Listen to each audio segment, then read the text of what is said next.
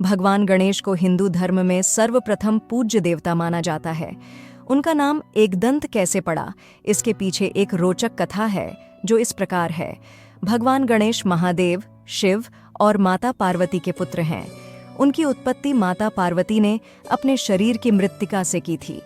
एक बार माता पार्वती स्नान कर रही थीं और उन्होंने गणेश को द्वार पर पहरेदारी के लिए नियुक्त कर दिया, यह आदेश देकर कि जब तक वह स्नान कर रही हैं तब तक किसी को भी घर में प्रवेश न करने दें।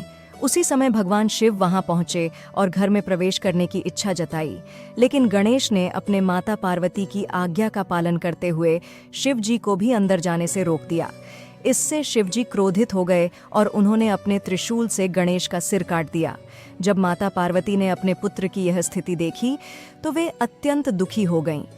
माता पार्वती के दुहक को देखकर भगवान शिव ने एक गज हाथी के बच्चे का सिर मंगवाया और उसे गणेश के धड़ पर लगा दिया, जिससे गणेश फिर से जीवित हो गए।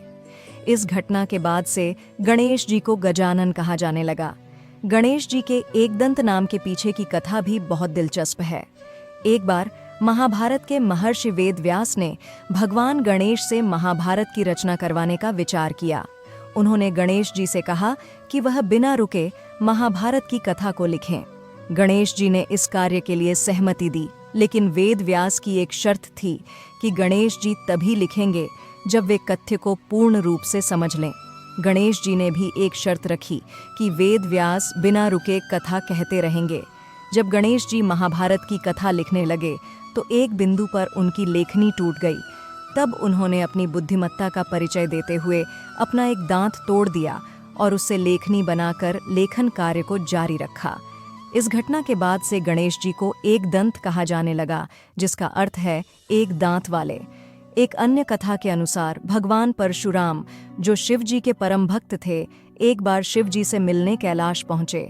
तब शिव जी ध्यान में मग्न थे और गणेश जी ने उन्हें रोक दिया।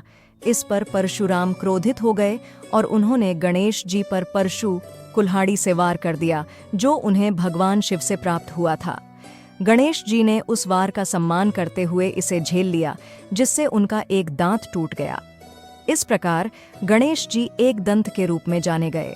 भगवान शिव और माता पार्वती ने गणेश जी को प्रथम पूज्य होने का वरदान दिया। इसका अर्थ यह है कि किसी भी शुभ कार्य या पूजा के प्रारंभ में सबसे पहले गणेश जी की पूजा की जाती है। वे बाधाओं को दूर करने वाले देवता माने जाते हैं और उनके आशीर्वाद से सभी कार्य निर्विघ्न संपन्न होते हैं। गणेश जी का एक दंत रूप उनके धैर्य, ज्ञान और समझदारी का प्रतीक है।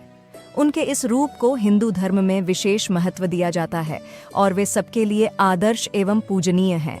उम्मीद करते हैं आपको हमारी पौराणिक कथा पसंद आई होगी। आप हमें ऐसा ही प्यार देते रहे और चैनल को लाइक और सब्सक्राइब करें और दोस्तों को शेयर करें। धन्यवाद।